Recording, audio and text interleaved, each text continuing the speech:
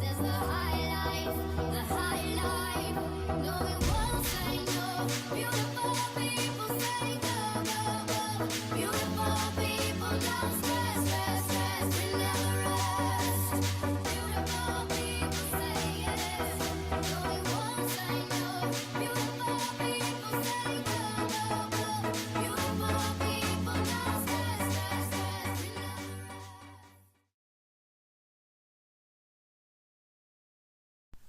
Nous avons choisi d'expliquer les bases de l'investissement dans des obligations à travers un exemple concret et actuel. Nous verrons donc sur l'exemple choisi le fonctionnement d'un bond, le coupon rate et le rendement, le marché des bonds et le portefeuille de bonds. En janvier 2017, la France est devenue le deuxième pays à émettre des titres de dette qui serviront à financer des investissements en faveur de la transition énergétique. On appelle ces titres des green bonds, ou obligations vertes en français. Comment investir dans cette obligation et quels en sont les mécanismes généraux? Acheter une obligation, c'est prêter de l'argent pendant une durée prédéterminée. En contrepartie, l'émetteur de cette obligation, qui peut être un État ou une entreprise, s'engage à payer des intérêts périodiques, puis à vous retourner le montant initial prêté, appelé principal, à maturité. Ici, nous prêtons à l'État français. La France a choisi d'emprunter sur une échéance de 22 ans, avec une date de remboursement fixée au 25 juin 2039. Le coupon de cette obligation est de 1,75% et est payé annuellement. Nous voyons ici les coupons attendus par l'investisseur avec le remboursement du principal à maturité. On appelle yield la mesure des rendements annualisés de l'obligation. Il diffère du coupon lorsque le prix de l'obligation est au-dessus ou en dessous du pair, qui vaut 100. Il prend en compte le prix que paie l'investisseur. L'obligation ayant un prix au-dessus du pair est qualifiée de premium, celle ayant un prix en dessous du pair de discount. On distingue le current yield, qui se calcule en divisant le coupon par le prix de l'obligation, du yield to maturity, plus couramment utilisé. Calculer le yield to maturity, c'est trouver le taux actualisé où le prix de l'obligation est égal à la valeur actuelle de ses cash flows. Les facteurs influant le yield sont bien sûr la probabilité que l'emprunteur fasse défaut, le fait que les paiements futurs ne soient pas indexés sur l'inflation, ou encore simplement la variation de la valeur du bond sur le marché. Le marché obligataire est constitué de différents types d'émetteurs. La performance des différents secteurs du marché obligataire peut varier fortement en fonction des conditions économiques et financières.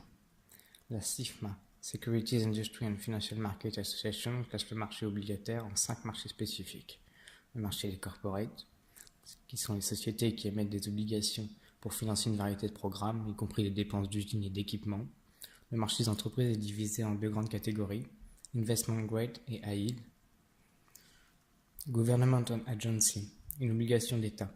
C'est un titre de créance émis par un gouvernement pour soutenir les dépenses du gouvernement. Les obligations du gouvernement fédéral aux États-Unis comprennent les obligations d'épargne, les bons du Trésor et les titres protégés contre l'inflation du Trésor, dits TIPS.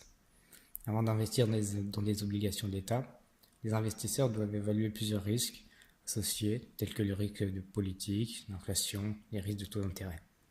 Les municipal bonds, ce sont des obligations municipales. Ce sont des titres de créance émis par les États et gouvernements locaux pour financer des projets tels que les grandes autoroutes, les écoles et les hôpitaux. Les mortgage-backed. Ces obligations sont généralement adossées à des avoirs immobiliers ou à des biens immobiliers tels que du matériel. Dans une situation de défaut, les détenteurs d'obligations hypothécaires ont une réclamation sur la propriété sous-jacente et pourraient la vendre pour compenser le défaut. Enfin, les funding, qui sont des fonds obligataires, qui investissent principalement dans des obligations et autres titres de créance.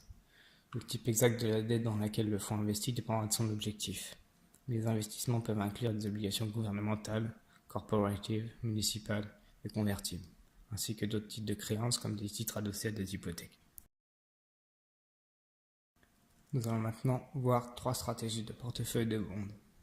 Ladder, Barbell and Bullet. Ladder tout d'abord. Cette stratégie d'investissement permet à un investisseur d'échelonner les placements obligataires au fil du temps, avec différentes dates d'échéance. Un investisseur gagne plus de flexibilité en répartissant les capitales d'investissement sur un nombre d'obligations différentes, à différents moments et à différents taux d'intérêt. Cela évite qu'un seul montant d'argent soit coincé dans une obligation sur une longue période, limitant ainsi le revenu potentiel et ne permettant pas à un investisseur de profiter des augmentations potentielles des taux d'intérêt. C'est un excellent moyen de diversifier un portefeuille obligataire et de ne pas être lié à une obligation sur une longue période. La stratégie barbell est utilisée pour tirer parti des meilleurs aspects des obligations à court terme et à long terme. Dans cette stratégie, seules les obligations à très court terme et à très long terme sont achetées. Les obligations à plus longues échéances offrent généralement des taux d'intérêt plus élevés, tandis que les obligations à court terme offrent plus de flexibilité.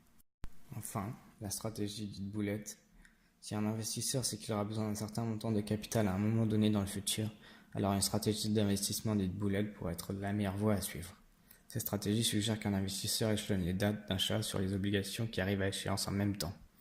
En échelonnant l'achat d'obligations, les investisseurs peuvent rechercher plus efficacement des titres dont les taux d'intérêt sont plus attrayants. Et puisque toutes les obligations ont la même date d'échéance, les investisseurs peuvent recevoir un afflux potentiellement plus attrayant.